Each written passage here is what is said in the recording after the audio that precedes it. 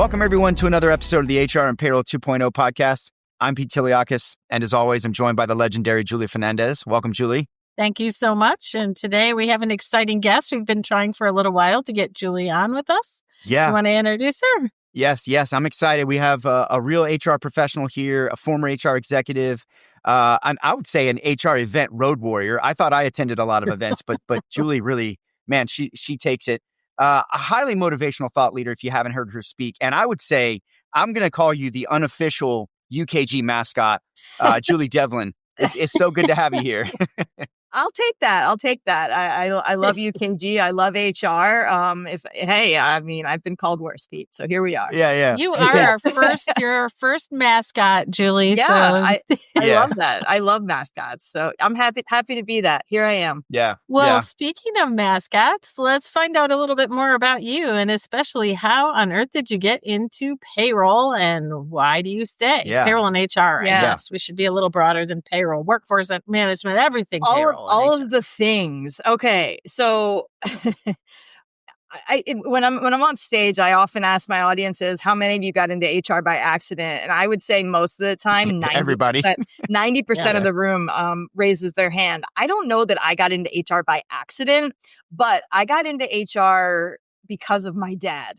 So I graduated undergrad and I was an English major and I had no idea really what I wanted to do. I knew that I didn't want to teach high school or elementary school, but I didn't know what I was going to do. So my dad said, you should get a master's degree. I said, in what? He said, I don't know. What about human resources? I said, what's that?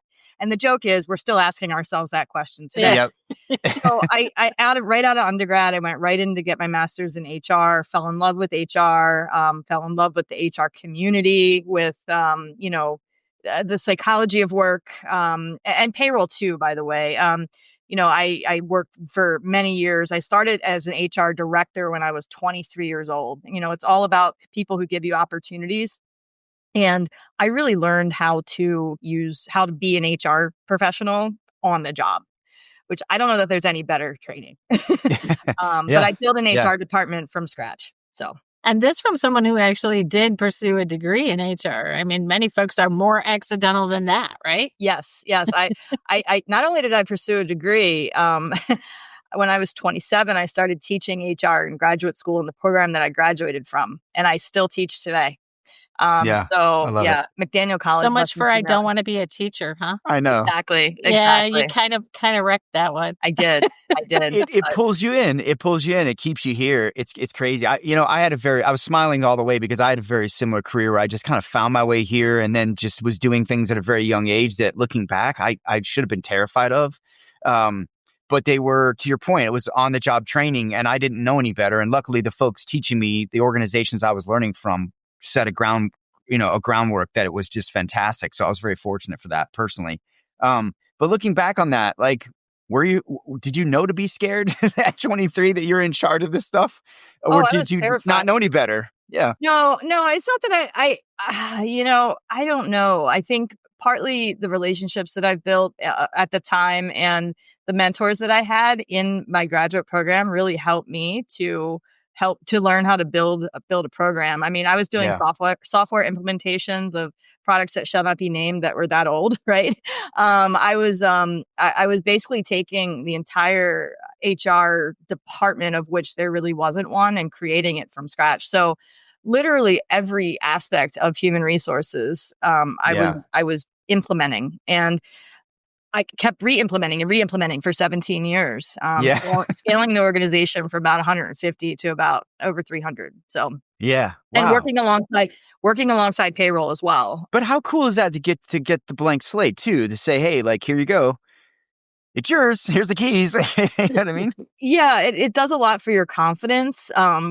Because I was entrusted with this, and to say that I got there alone would not be accurate. I had a lot of folks who had worked at the organization for a long time who were there to help me and give their input and all of that. But learning on the job while going to graduate school, while also getting involved in local HR networks, really, really helped to propel Yeah. my career. So There's so much in the community. There really is. It's one of the strongest communities, I think. I mean, I'm sure every industry probably would say that about their folks, but I feel like HR and payroll folks really look out for each other well. 100%. Yeah, 100%. You know, a common subject that pops up on here, and I know we all worry about it, is look, every industry, including HR and payroll, are not necessarily blustering with talent, right? Like, we weren't the first choice of where to go start your career for a lot of folks in this industry. Thankfully, most people come here and stay here. But like, Julie, like, what do we do to get more leaders on start coming this way and saying, hey, I want to try out a career down this path? Because finding your way here is great, but how do we get people to start here? That would be like, what's the answer? Ooh, I mean, if I had that answer, we'd be living on an island somewhere. But I would say, I mean, but you're in the universities too, right? Help and teach. I am. Mr. Devlin needs to coach more youngsters, right? Yeah. My dad. Yeah. Yeah. Right. Well, he said HR. I said, what's that? And he's, at the time, you know what he said? Personnel. Yeah, right? Yeah. That's what it was. I just dated myself, but most people would have said paperwork, Yeah. Paper pushers. We did a lot of filing. Yeah. How do we get people excited? I think some of it starts with the way that we talk about ourselves as a profession. Yeah. And I speak about HR and payroll folks, right? I mean, we fight against the stereotype every single day, and we don't get a great rap in the media. HR, payroll, I mean, all of those professions, even management, right? All of those professions, it's never, the awesome HR person. It's Catbert, the evil director of HR, right? It's Toby, the guy that nobody likes. It's, Fun police. all of the pop culture stuff. So I think some of it starts with how do we talk about ourselves, and we need to highlight our wins. We need to highlight our wins. Like, I often ask HR professionals, instead of what's going wrong, I said, ask what's going right. So I think it's more about a cultural thing regarding HR as a profession and payroll as a profession, and elevating conversations towards optimistic as we can. It's not easy, right? Because no one goes to HR or payroll just to say thank you. Right. Generally, it's with a problem, but it's also understanding and knowing your purpose. Why do you do what you do? What's the larger mission that you have? What are you doing to work towards larger mission of the organization? I would agree. I think back. I mean, I think it's gotten better, but I think back, and I don't think that HR and payroll has been very good at positioning themselves in the organization and speaking up for themselves in a way that some other departments might do. And so you're right. It's almost like we just sort of fade into the background, do our job, nose down, get it done, and don't really try to take any credit or have a point of view. And I think now you have to have a point of view as a leader in HR and payroll. They're business leaders. Isn't that because we get used to the idea too that we're handling PII and very personal, stories and very, very sketchy situations sometimes, and so we have that discretion built in to us. Yeah, which doesn't mean that we can't, sing our victories. It doesn't mean that we can't describe how awesome it is to help people. But I think we apply the discretion meter, maybe a little to the extreme. It can be very lonely. I've seen many posts on LinkedIn regarding that, people talking about the loneliness in it. And I mean, the HR mental health piece, I do a presentation on optimism in HR and how we need to be more optimistic. And I found a couple of articles regarding, we made the news, and it was an article in the New York Times that says, here's why, like, human resources is making people miserable, right? Like, we're having trouble retaining our own. And I know payroll, I know that sometimes payroll and HR don't like to be lumped in together, but I look at these professions, and this is not to disparage any life and death caregiver, but I think we are in a caregiving profession. We are here to care for the business, yes. For the people, yes. Who cares for us? And oftentimes that answer is no one. So that's where I talk about the real importance of networking and making sure that you build a community, whether that's an online community or in person or both. I think it's so important. Probably why the community is one that is so good at helping each other out. And, it's just, somebody understands my day to day. Yeah. And they have the same challenges as I do. And yeah, it's but you're really right, Julie, about talking about how we in HR have to deal with so much personal information that we're not allowed to divulge. And what do you do with that, right? I mean, Yeah. it's difficult. It's difficult. We have a risk management imperative too, right? Like that's a constant in payroll and HR's world, is this sort of risk avoidance for the business, for the for the decision making. And so I think that's hard, right? When you have to play nice with everyone, but at the same time, rules are rules, right? That'll get us all in a lot of trouble. So there's just that sort of burden, I guess. One of the things that I've been I've made it a point this year to write more about and really try and be a sounding board for is this idea that we're measuring ROI in the wrong way from HR and payroll.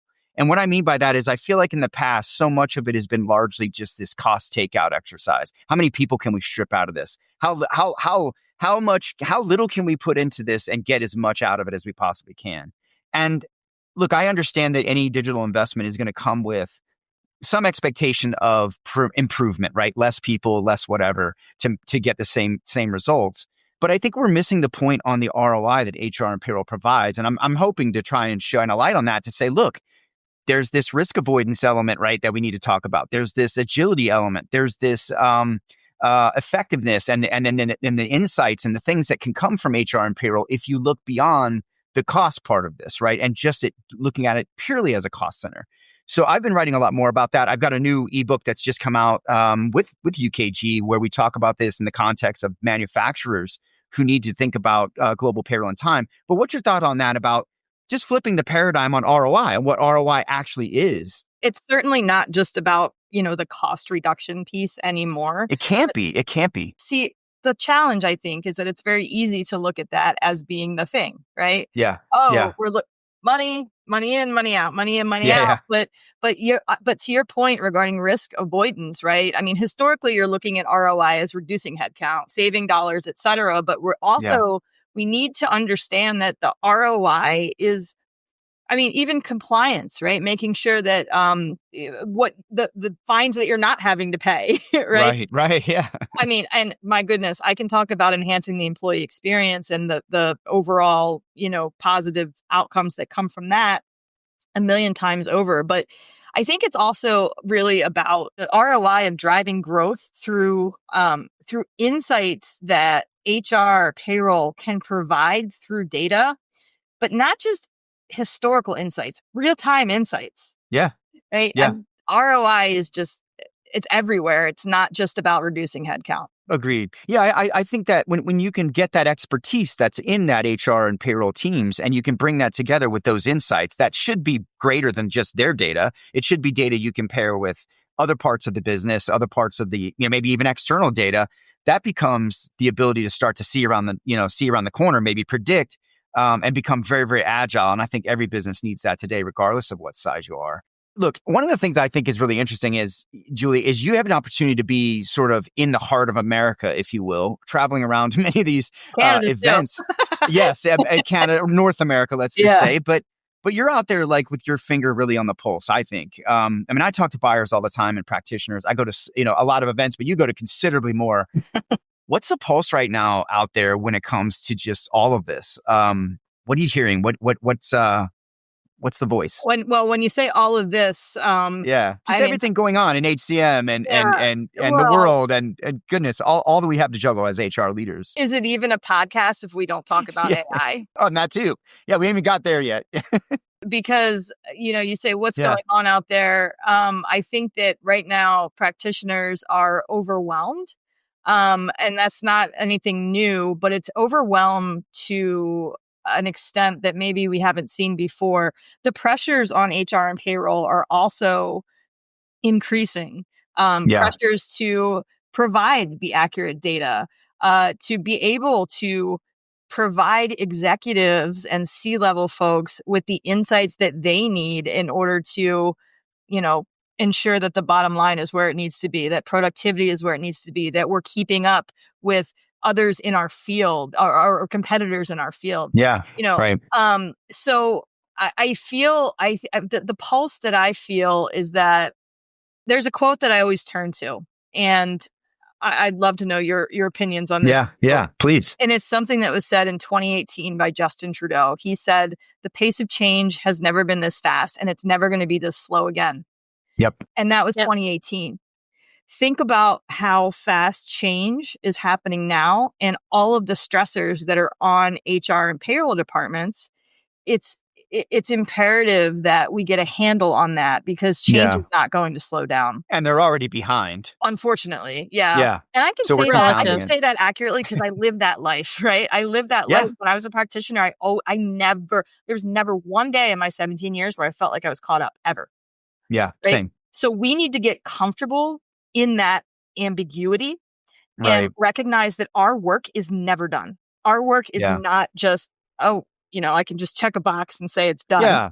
Transformation's iterative, right? It's not a destination. You've got to be, it's like a diet in a lot of ways. You've got to be living this lifestyle of constant improvement, I think, especially in what we're doing. To Julie's point with the PII and all the impacts to people's careers and people's pay, all of this has serious ramifications. And so, HR and payroll have never had a job more. And by the way, they're trying to pull a rabbit out of the hat every week when it comes to finding talent and, meeting objectives. And by the way, do AI in there sometime between all that, right? So, these pressures and these mandates, I think, are just getting more and more aggressive. But meanwhile, HR doesn't actually have the infrastructure to pull it off. That's fair too. The infrastructure is a big piece. And when it comes to things like not only AI, but other areas of work, we're we in HR, payroll, other professions similar, are having to upskill ourselves before we can upskill and reskill others on these things. Yeah. And the challenge is that I don't think organizations on a macro level are doing all that could be done in order to help the helpers. Yeah, agreed. So, there's a lot to unpack here, but one of the things, Julie and Pete, that I've been also having conversations with HR and payroll professionals about when it comes to things like AI, when it comes to things like what's going on in the world of compliance or even federal changes, I'd say we can no longer sit back and wait for other people to teach us about these things. Yes. Yeah. We have to take some of the onus upon ourselves to recognize that we have to upskill, reskill ourselves. Because even if we did rely on our employer or others to teach us, it's not going to be quick enough. Yeah, it'll be too late. Exactly. Yeah. So there's a billion things out there where you can learn about all of these new things, right? AI, et cetera, for free. This is a big differentiator among the generations too, right? So we had our ways that we had to go through getting an education or getting skilled in some of these things. And now just information flows so differently that it's there for the taking from the curious. And so, we will have generations that don't have the same credentials, that don't have the same experience, that don't have the same years in position. And yet, if they're curious or more curious and more active about seeking out the information, it's not unfeasible that they develop more skills more quickly, right? Yeah, the workforce of the future isn't going to know anything different. They're not going to know. They're not going to know a world without AI and AI agents and all of that. I think learn and unlearn is a natural reaction for them, right? And we just did a show where we talked about failing fast. I think everyone has to have a software development sort of mindset now, and I think HR needs it more than anyone. You need to start experimenting and failing fast and finding what works and what doesn't, and iterating quickly, right? I think you're going to fall further and further behind. So, Julie, one of the things I was just curious about is obviously kind of the media and certainly influencers, right? Will talking heads, right, have all these speaking points and things that we're scaring everybody with, or maybe not. What's the real, going back to that pulse, like what's the media not talking about that we should know about right now with HR? Anything? What are we as influencers not missing? What are we missing? An analyst. I don't consider myself an influencer. One of the things that I've been leaning into, and I don't know if it's so much media, right? But is the pace of our conversations and how quickly the conversation changes before we even have time to look into whatever thing we were focused on so heavily for 7 days or 5 days, right? You mean our ADD is kicking in? Oh boy, yeah. It's like constantly. It's like this constant cycle of let's focus on this. I mean, think about something like the 4-day work week, right? Yeah. For a long time, that was it. That was the conversation, right? And where's that gone? And then think about, you think about all of the different trends. It's almost like, in HR, payroll, and related professions, we've like leaned it in the meme culture, right? Like, it's like, okay, we're going to focus on this thing this week and it's going to be the talk of the town. And then, oh, nope, just kidding. This week is going to be this thing. But we never really fix or dive into. Does that make sense? Right. I think it's a big part of the formula that Pete and I have tried bringing forth in this podcast, which is like keeping up with all this stuff that's happening and the newness and the innovations is one thing. Then keeping up with, is anybody using this stuff? Yeah. Like, what's the reality is another thing. And sometimes they're getting more and more far apart sometimes. Let me maybe really drop this question in the middle, because I was going to ask you this, Julie, is that, look, there's all this investment. There's all these geniuses. There's all these experts now. We've got all this stuff, right? And like, why does HR still suck? If we have all this, why does it still suck? We did a podcast on this about why, after 128 years, my Biltmore experience, why were they battling the same problems we're battling today? But why does it still suck? I think that's a loaded question. I have to push back a little bit. I think HR is awesome. There are elements of HR that I think are challenging for people. I think, again, we can look at this from a macro level, and then we can ask people to look at themselves. How were your views of work shaped? Who helped to shape your views of work? What work ethic wise? There are different ways now to get to the same outcome. And the example that I give, that I use again on stage sometimes, is I'll ask my audience to draw a star. Just draw a star. And then at the end of the presentation, I'll say, okay, how did you draw your star, right? Did you go left side to right side? Did you go right side to left side, right? And point is, all of us get to the same outcome. We all have that star.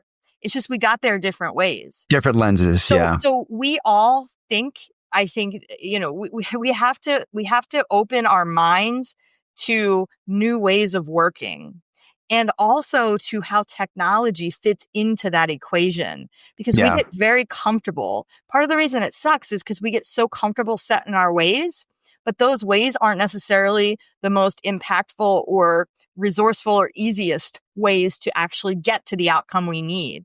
And we don't have time to learn all the new things. I get that, right? Yeah, agreed. And the change we talked about coming so fast, right? It's hard. What works today is most likely not going to work tomorrow. So if you're not looking for the way to do something tomorrow, you probably are not very open. 100%. Yeah. And listen, this is easier said than done. I am 100% guilty of this.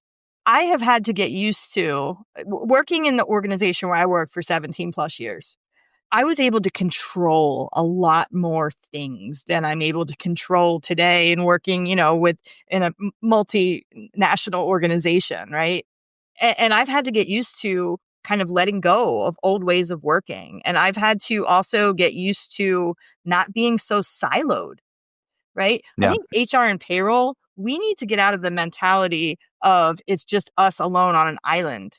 Right. We need to have conversations with other people in the organization, conversations with people that maybe you wouldn't even think that you should have a conversation with.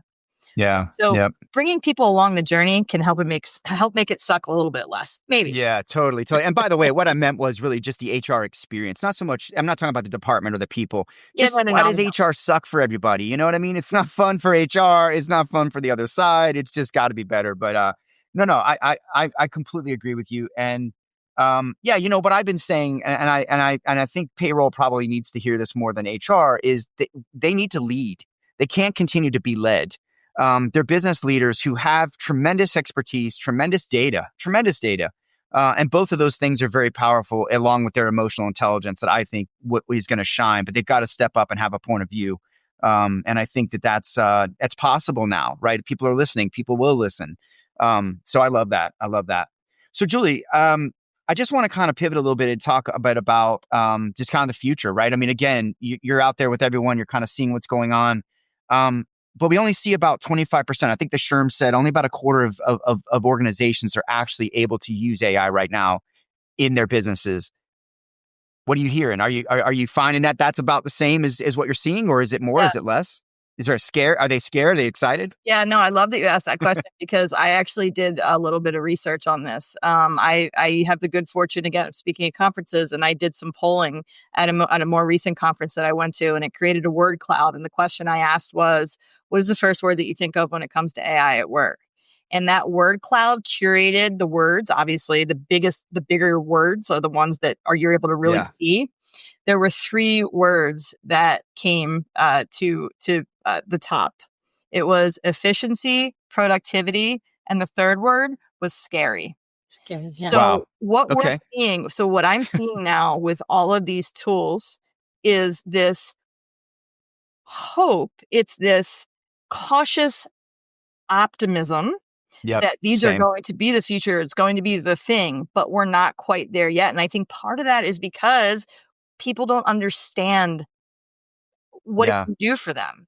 Or the trust with it. Or trust, right? Absolutely. Yeah. Trust is the basis of everything, right? It's not just implementing these technologies. It's understanding the strategic value of implementing them. And then, it's not missing out on the opportunity for your organization to be able to adapt quickly by utilizing these things, by staying compliant, right? To empower the workforce to have a more competitive edge in your organization. So it's getting out of our own way a little bit. And also prioritization. This is never going to be lift and shift and just put it in, right? Hopefully not. No. Can't be. Continuous process of improvement. Yes. So recognizing that our work here is never done, but controlling the controllables is where we have to go. Yeah. I don't know. I wish I had all the answers. Agreed. I think what we're finding here too is that those that are coming on and having a lot of success with it are the most curious. That's been very, very common, Julie. I don't know if you've noticed about the folks that we've had talk about AI and the successes. They tend to be very curious, and they tend to be in organizations that allow that or promote that. And I think that that's fantastic. But not everybody's in that organization. Some are still in an organization that's not in the cloud or hasn't, accepted that HR needs an investment. So if it's possible to combine skepticism with optimism, that also feels like, you have to scrutinize so that you can look for something that will go, wow, there you go. There's my mountain for today. I'm moving this mountain. I think the wins can compound too. Like I think about, again, going back to my ebook, right? We talk a lot about the power of WFM and payroll coming together, right? I don't think a lot of people realize how heavy of a lift it is for payroll when time is highly complicated and it's delayed and the scheduling is a mess. That compounds over to payroll, right? And then payroll is late doing what they do, and there's errors and there's misses. But you think about, hey, if we can transform payroll, but if we don't transform WFM or we don't transform HCM or vice versa in any of those mixes, what happens then? Something gets pulled along and just drug along behind the good stuff, right? And so it's nice to see that some of these things are starting to compound in a way that says, if we make an investment here, it's going to ripple towards other parts of the business if they're integrated. I love that. Absolutely. Everybody benefits, right? When you have a unified and modernized workforce when it comes to time and payroll, and they're no longer these back office tasks, they're more like strategic arms of the organization. That's when COEs. Yes.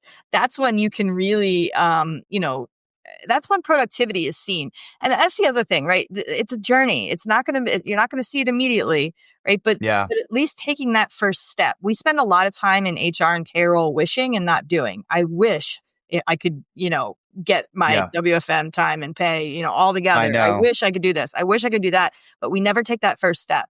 I think taking that first step is key. Even if that step is a tiny, tiny one. Small change will lead to big results. I think one of the barriers there with respect to bringing time into the fold is that it's a little bit like the orphan process in the organization. So if you don't own it, and it's owned, especially with the frontline workforce, it's owned in operations and across locations, and it's owned by someone else, it's very difficult to impact it and to give it that direction that would make it more productive and more efficient. And so, it has to stop, has to be recognized that there's a lot of gain to be had there, to bring that to the forefront and say, okay, now we need to get another stakeholder on board because we all got skin in the game here, and we really need to, be able to drive some efficiencies.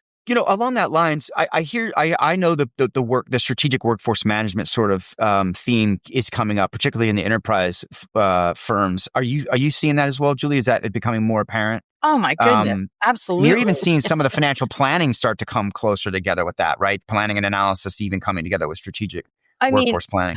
Absolutely. I mean, business continuity is dependent upon that. Right. I mean, making sure that organizations can build a workforce that can really, change with market conditions and different disruptions. I mean, it's definitely, I'm definitely seeing that as well. Yeah. For sure. Yeah. Julie F., you and I, we've got plans to talk the WFM COE coming up, but that's something that I'm very intrigued by. I read a bit about that in Deloitte's, some of their reports last year or early this year, and I got really, really interested in that. So I think we have one of a UKG client actually coming on to talk about that with us, ironically. And I'm excited about that because I think there are more enterprises that are starting to invest in that, right? And starting to say, hey, workforce management is a big lift for us. We've got a leader coming on soon who's doing some multiple $1 million savings work around just the leakage and failures of time for a 500,000 employee organization. It's a huge, huge thing. So it just seems to be very. It gets me excited as a payroll person in the past because that's a pain, right? Is the heavy lift often in payroll for some companies, your manufacturers, your logistic companies. It's that WFM lift. It's getting time, the build to gross, right? The source to gross ready for payroll to actually do their business. So I'm finding as many as 1 in 4 engagements or conversations about how do I drive efficiency or what's on my hot list, right, of things to tackle has an element of workforce management in it, usually with payroll or with something else, global delivery model, shared services. Yeah. Are you saying workforce management's having its moment? No. It is. And payroll's just kind of bringing this back together. Payroll's the one that's actually benefiting from it. I'm saying that an investment for one is actually a trickle down investment probably for others. If HR has better core HR data, payroll is going to have better results. Same thing with timeliness for payroll. If time is in there on time, payroll can do their thing. And we haven't even talked about the experience for the manager who's chasing people to get time in. I mean, all those efficiency gains, I think is there's a win to be had for everybody when someone gets the investment, right? Whether it's directly to payroll or not. How can you not have a moment when compliance just starts oozing out of every corner, right? And it's like, I think I'm having a moment now. Yeah. What would you say to a company right now who is an HR leader, maybe who is in a state where they're a little paralyzed, right? They know they need to do something, haven't done something. Maybe they aren't able to show that ROI well. What would be your sort of advice to them? Step one, what would you tell them to do? Step one, I think, is there's strength in numbers, right? To get other people involved in the conversations, to get other people, to get other perspectives. Step two is, can the question, and I'll pose this to you, can we even get there if we don't have a culture of change? Right. If we don't have a culture that accepts change, because it's very easy for me to say, this is what HR should do. But oftentimes HR, it's like you're preaching to the choir. Or with payroll, you're preaching to the choir. Oh, we've tried to do this. We tried to do this. We tried to do this. So I think it's more about the prioritization and also changing your approach. When, you're trying to make a change or you're trying to improve processes, it's bringing those other folks on board and giving them the insight through data to understand the why behind the ask. Not just, this is what we have to do. This is what we have to do. Here are the numbers that show why we have to do it. This is the impact when we actually implement it. Right. Here are the roadblocks along the way. I say leaders should begin with the end in mind. If you begin with the end in mind, no matter what process you move through, what you're able to then do is not sabotage yourself along the way through the transformation by keeping yourself away from what that end state looks like, by making decisions that don't bring you towards that end state. So it's about a strategy and a vision for the future. And it can be a bold vision for the future as well. But again, I can't go at it alone. Yeah, no, 100%. I feel like there's a preparation message there too, because the truth of the matter is change is difficult. And a lot of times it comes to companies and to organizations as a slap in the face. A leader leaves, a new one comes in, bam, like all the things that you couldn't talk about before are now someone else is taking that ball and running downfield with it, right? And so even if now isn't your moment, right, to shine, the more you can prepare, the better shape you're in, because the slap in the face, management by slap in the face, change by slap in the face is happening more than ever today. Yeah, you don't want to get drug along. You want to be leading it, instead of it could be a good slip, right? Yeah, yeah. Somebody's waking these people up. But that tracks really well with what we just saw from the Payroll Profession Confidence Index that I published, is that vision and strategy has a significant path to success versus those that don't. And it has a significant correlation to maturity and ROI outcomes. So you're absolutely right. I think just knowing what you want to be when you grow up and having some sort of a line in the sand and then having a point of view around that is huge. And as we've learned from a few of our executives that have come on, sometimes just taking one or two data points to business leaders that you work with and showing the business impact of what you're doing or what you're suggesting removes the emotion and creates a momentum. And I think that's where, you got to get confidence in your data.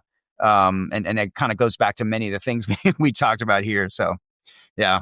Certainly. Good stuff.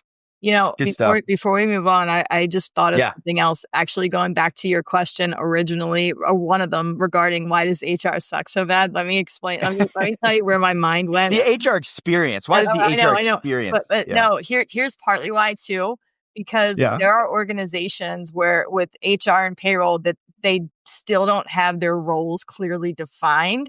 And the job duties that people are being assigned have nothing to do with HR and payroll. I'll give you an example. I had a conversation with someone in some state, don't ask me where, and I had asked, I was like, what is the least HR part of your HR job? And this person told me, well, it's my responsibility when our valet person goes on lunch break, I have to fill in for the valet driver. Oh, stop it. So I hesitate to say that HR and people aren't party planners, because I know there are people that love to do it. So if you love to do it, that's one thing. But the other thing is, for those executives out there that are listening, HR and payroll are not your party planners. Yes. Want to be. So ensuring that their roles and responsibilities are clearly defined and that they are strategic and they're not only administrative, I think is another way to get the profession a little bit more back on track. Agreed. HR and payroll leaders are business leaders who happen to sit in HR and payroll, and they should be respected and treated as such, I think. And there's no reason why. They should be party planning, right? Get a party planner for that. Picking up the dry cleaning. I can't even tell stories. The stories that I have about, least HR. That's why we've got to shake the personnel and the bookkeeping connotations. And I think there's a lot of work being done around the world for that. I mean, we've had some examples on here, but we do. And look, I again, just shamelessly plug in the Payroll Profession Confidence Index. This is one of the key things that we ask in there is about the correlation between invested leaders and investments, right? I mean, it's one thing to put money on the table. It's another thing to actually care culturally. And when you see the invested leaders, the impacts to their other outcomes, it's totally different. And so, we need leaders to look past these personnel bookkeeping connotations and see payroll and HR for what they really are, and that is strategic enablers and value organizations. So I love it. So Julie, look, we could talk to you all day. I know you're very busy. Where are folks going to see you next? Where are you headed over the next couple of months? I'll be at HR Tech. Okay. Looking forward. All right. Looking forward to that. I'll be I'll be speaking on a lot of conferences. Mississippi, Sherm, New Jersey, Garden State, Aspire, Sherm, I'm sure. Aspire, UKG, Aspire. Yeah. All right. I'd love for folks to, follow me on LinkedIn. If you'd like to, you can just search my name. Yeah, I'm pretty active on there. And I like to just bring up different conversations about these topics and challenge people and really challenge myself too. to understand where we are, where are we going, and how can we help each other along the way. So I think that's so important that we lean on each other. Yeah, this is a strong community. And I think folks like yourself and others who are out there really just trying to champion that positivity, champion the change, and help people. That's what we do here, right? We're really just trying to help people, understand how to think about these things, not what to think, and just see how to, how others are handling it and digesting it. So we definitely appreciate you coming on. I want to ask you real quick before you go about the podcast. What can we expect from the podcast? So I host UKG's podcast, the People Purpose Podcast, and that's right. You can find that anywhere you get your podcasts. I just talk very candidly about the world of work, all different topics. There are plenty of legacy episodes that you could listen to regarding all sorts of topics. I'll be recording an episode at HR Tech. And then in the months ahead, you can expect some compelling guests. Let's just put it that way. So I love it. So a little pause right now, and then you'll be back, I guess. Yeah, we're coming back. Yes. Coming back. All right. I love it. Well, Julie, thank you so much for coming on and sharing your knowledge with us. All the best to you, and you're always welcome to come back. And we will try to catch up, out on the trail there in the event season here. And go check out the new ebook I have with UKG. It's on the manufacturing sector specifically, but very focused on, and I think applicable to anyone who's in a gnarly workforce management, payroll sort of environment, the benefits of that. So let me know what you think about that. And as always, we'll be back very soon with more content. So appreciate everyone for sticking and staying.